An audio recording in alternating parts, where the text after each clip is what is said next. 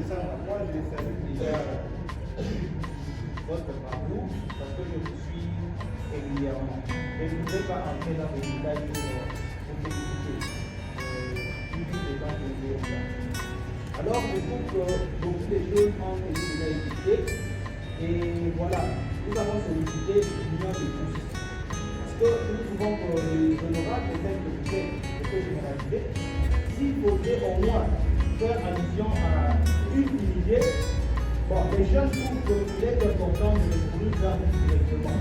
Au lieu peut-être qu'on puisse nous appuyer autour peut-être d'une problématique selon laquelle les autorités, vous qui êtes nos parents, vous puissiez au moins trouver une force, des bandes, une union, parce que personnellement, si je le dis trop, c'est parce que je ne remarque pas, il y a vraiment une union entre les hautes têtes et notre territoire. Alors c'est vraiment un souci. Donc, si je le dis comme ça, c'est mon point de vue, et c'est ma façon de voir les choses. Et c'est comme ça. Voilà qui a fait aussi cette conférence a lieu. Ce n'est pas seulement en termes de poser des questions, mais aussi d'apporter certains problèmes, si on peut se faire comprendre. Alors je voudrais que le public me donne vraiment du temps pour que je m'exprime encore.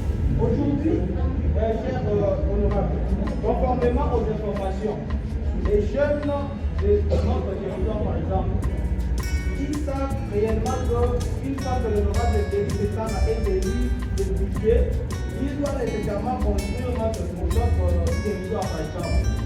Or, ce n'est pas ce qu'il faut connaître. Il faudrait que chaque personne puisse savoir au moins l'implication de chaque autorité dans les institutions d'industrie de Monaco. Alors, ces jeunes, parce que nous, à ce niveau, nous pouvons pas encore parler, mais ceux qui sont là, ils ne sont pas suffisamment informés, ils sont en train d'entendre certains choses qui disent le programme de l'État doit être public. Alors, je ne sais pas si vous avez déjà créé des entreprises. Si vous êtes élu pour créer des entreprises, ça c'est une problématique. Alors, pour y parvenir, chers honorables, voilà. Le deuxième point, c'est celui de l'agriculture. Mon frère a parlé. Il y a un point, on a parlé de l'agriculture, on n'a pas parlé de l'élevage. Alors, je voudrais que les deux secteurs soient soutenus. Et s'il faut soutenir les deux secteurs, ce n'est pas un problème qu'on doit étaler par exemple à l'honorable de l'État.